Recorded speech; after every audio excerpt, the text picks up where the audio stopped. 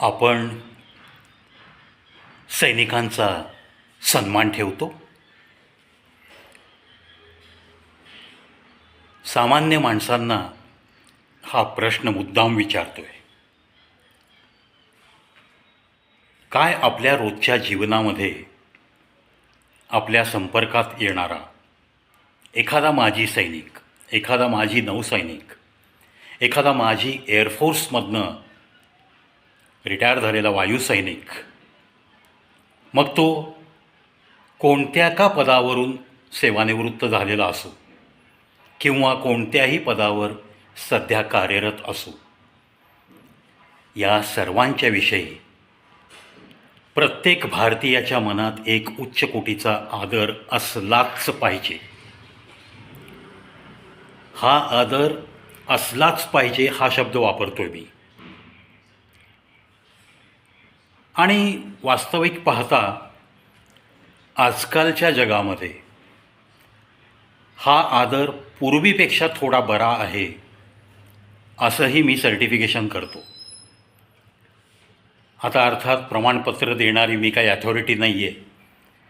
फक्त एक समाजाचा घटक म्हणून समाजात झालेला हा एक स्पृहणीय बदल, तो सुद्धा मी इथं मुद्दाम एक सैनिकाचा मुलगा म्हणून व्यक्त करतोय.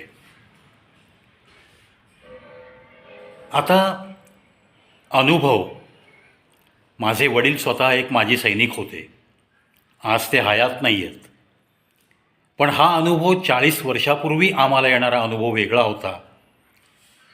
आणि वडील हयात होते तोपर्यंत 2018 म्हणजेच साधारणत 2005, 2006 ते 2018 ही 12 वर्ष वेगळा अनुभव आला. तो चांगला होता. त्याच्यापूर्वी फारसा काही चांगला अनुभव आलेला नव्हता.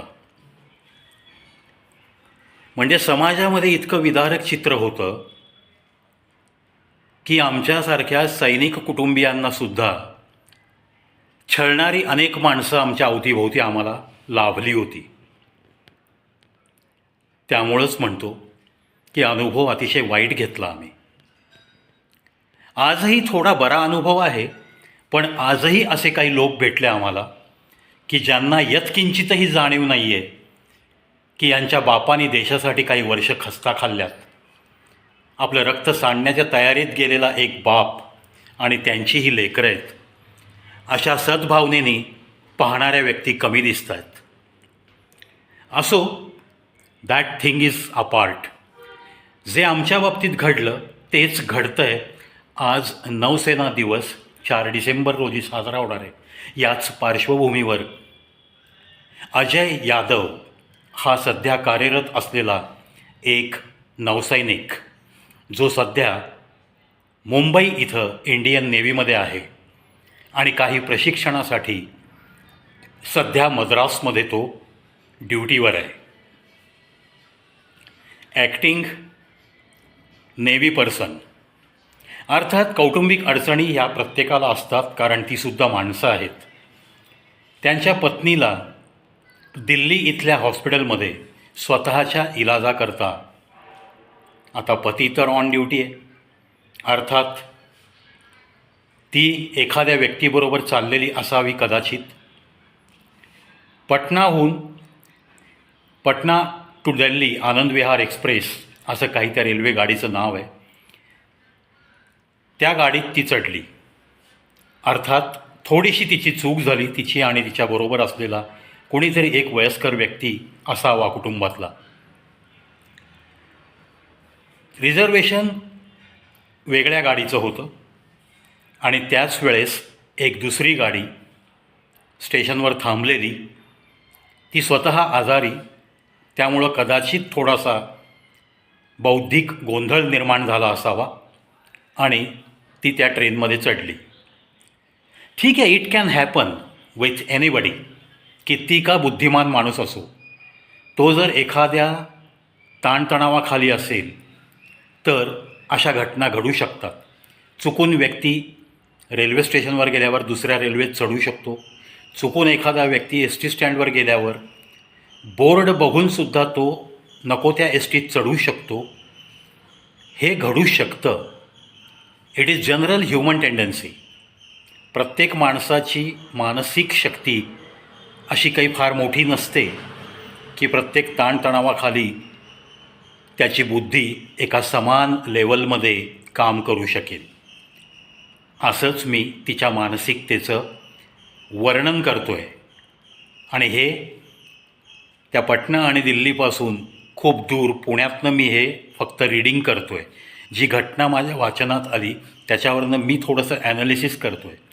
कोणत्या मानसिकतेमध्ये ती चढली असेल त्या ट्रेनमध्ये. हां ठीक आहे, तिच्या काय कपाळावर लिहिलेलं नाही की मी एका नौसैनिकाची पत्नी आहे.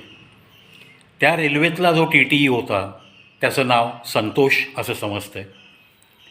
अर्थात रिझर्वेशन दुसऱ्या ट्रेनचं आणि आता ही चाललेली ट्रेन दुसरी आहे हे त्यांनी सांगण्याचा प्रयत्न केला. त्यांना उतरण्यास सांगितलं असावं. परंतु एका स्त्रीच्या बरोबर वागण्याची पद्धती, ऑन ड्युटी तुम्ही आहात, तुम्ही TTE आहात, तुम्हाला चेकिंगची अथॉरिटी दिली रेल्वेने, तुम्ही ऑन ड्युटी आहात, त्या बोगीत तुम्ही चेकिंग करताय, तुम्हाला असं आढळलं आहे, तुम्हाला व्यवस्थित प्रशिक्षण मिळालेलं असतं. अशा घटना घडल्यानंतर नक्की कसं वागायचं आहे, तुमची पहिली स्टेप काय असायला पाहिजे, तुमच्यामध्ये कसं कॉर्डियल नेचर पाहिजे, तुम्ही पॅसेंजरला प्रत्येकाकडं चोर या दृष्टिकोनातनं नाही पाहिलं पाहिजे, हा त्यांच्या प्रशिक्षणाचा भाग हा TTE विसरून गेला. त्यातून स्त्री दाक्षिण्य दाखवणं हे सुद्धा विसरून गेला.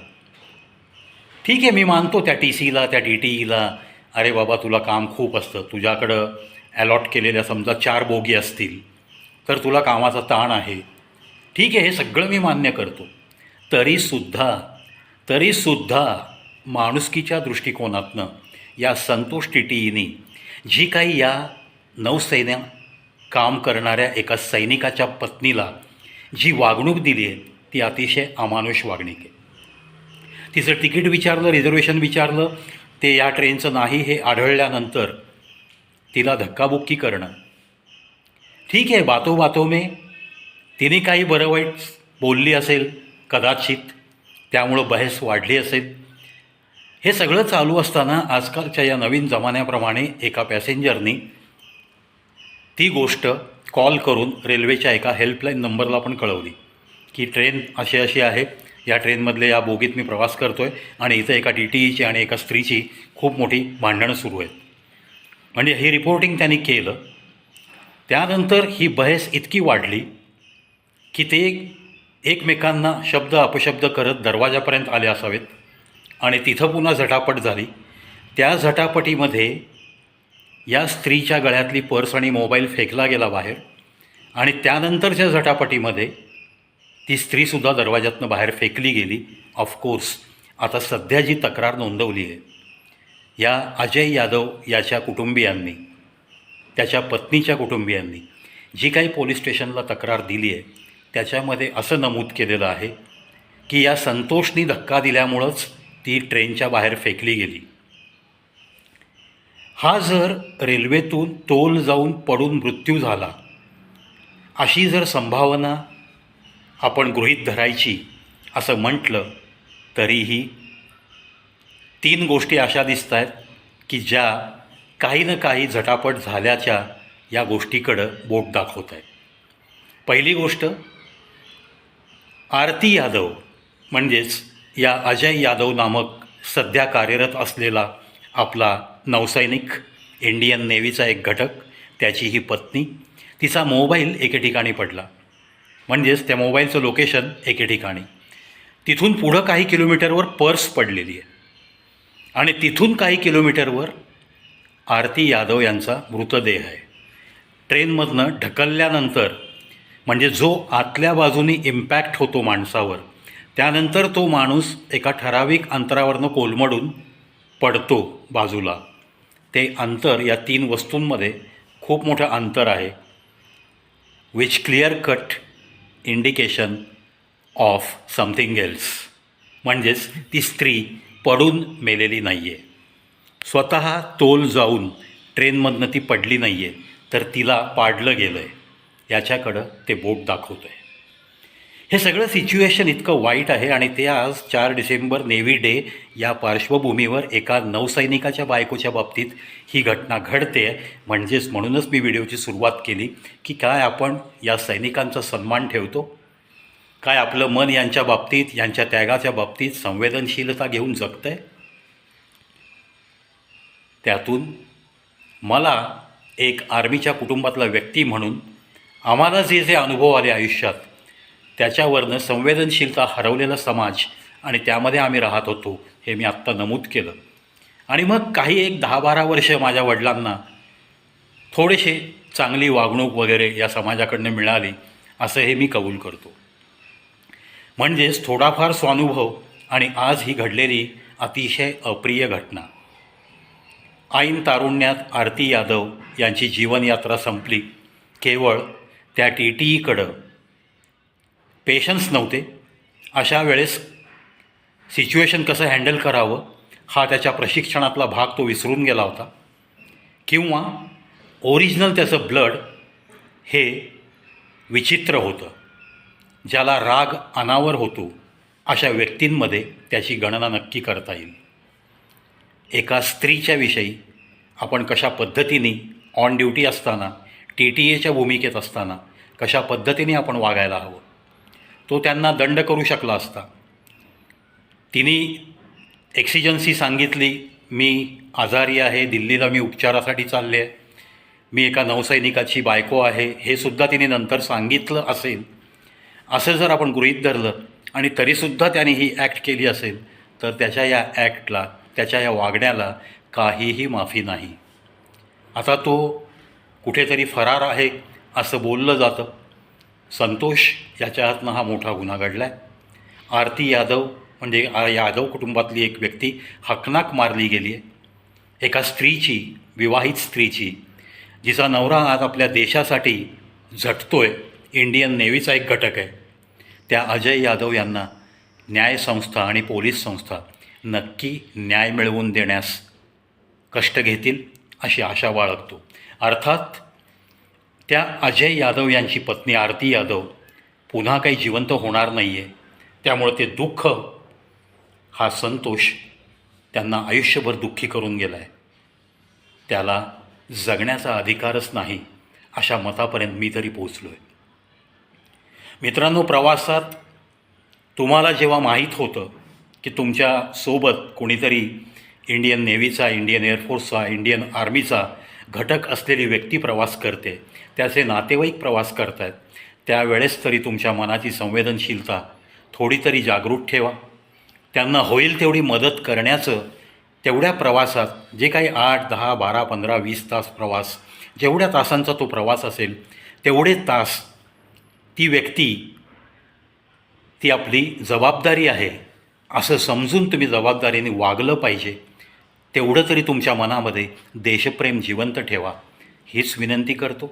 याच विनंतीसह अजय यादव यांना एवढंच सांगेन की तुमच्या अचानक कोसळलेल्या या दुःखाच्या डोंगरामध्ये आम्ही तर तसं पाहिलं तर काहीच वाटून घेऊ शकत नाही, पण यातना तुमच्या मनाला काय होतात त्या यातनांपर्यंत मी एक सैनिक पुत्र म्हणून नक्की पोहोचू शकतो. खूप संवेदनशील मनाने तुमच्या दुःखात मी सहभाग नोंदवतो आहे आणि म्हणूनच समाजाला हात जोडून विनंती करतो की या लोकांच्या बाबतीत, जे देशासाठी झटत आहेत, जे तुमच्या आमच्या रक्षणासाठी तासनतास, महिनोन्महिने त्या सीमेवरती न थकता, न आजारी पडता, अतिशय डोळ्यात तेल घालून आपल्या सीमांचं रक्षण करतात. समजा सीमेवर पोस्टिंग नाही आहे, पण ते या इंडियन नेव्ही, एअरफोर्स आणि इंडियन आर्मीचा घटक आहेत, तर तुमचं आमचं कर्तव्य बनतं की त्यांच्याविषयी मनामध्ये एक उच्च कोटीचा आदर प्रत्येक पावलावर, प्रत्येक श्वासावर नक्कीच पाहिजे.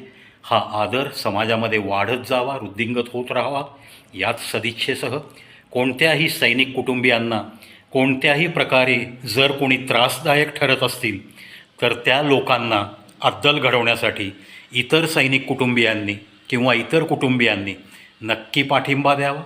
जे त्रासदायक ठरत आहेत त्यांना सांगावं की यांच्या घरातल्या व्यक्तींनी देशासाठी रक्त सांडलं आहे, यांच्या घरातल्या व्यक्तींनी देशाला 22 वर्ष दिली आहेत, देशाला 18 वर्ष दिली आहेत, देशाला 35 वर्ष दिली आहेत एखाद्या ब्रिगेडियरनी.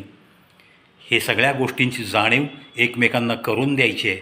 आणि सैनिकाचे कुटुंबीय तो गेल्यानंतरसुद्धा कोणत्याही त्रासामध्ये जगले नाही पाहिजेत याच्याकडं लक्ष देणं ही समाजातल्या इतर घटकांची नक्की जबाबदारी आहे. अशा जबाबदारीने वागता आलं तरच तुमच्या शिक्षणाचा, तुमच्या माणूसपणाचा नक्की काहीतरी उपयोग आहे, असंच मी ठामपणे सांगू शकतो. ज्या समाजामध्ये अशा घटकांच्या कुटुंबियांचं रक्षण होत नाही, अशा घटकांचा मानसन्मान नीटरित्या ठेवला जात नाही, तो समाज स्तर हा खूप खालच्या लेवलचा आहे असंच मी मानतो. चला, आपण त्या खालच्या लेवलला जाणार नाहीत. आपल्या अवतीभोवती जर असे कुटुंबीय राहत असतील आणि जर तो सैनिक, तो कोणीही घटक जर आज हयात नसेल, तर मात्र आपली जबाबदारी खूपच वाढलेली आहे. अशाच विचारांनी, संवेदनशील मनाने आपण त्या कुटुंबियांचं रक्षण करण्याच्या दृष्टीने नेहमी तत्पर असूत. याच प्रतिज्ञेसह या व्हिडिओत इथंच थांबतो. पुन्हा एकदा सांगतो, अजय यादव यांच्या दुःखात आपण सगळेजण सहभागी आहोत आणि त्या संतोषला योग्य ती शिक्षा व्हावी याच सदिच्छा, शुभेच्छा अजय यादवजींना.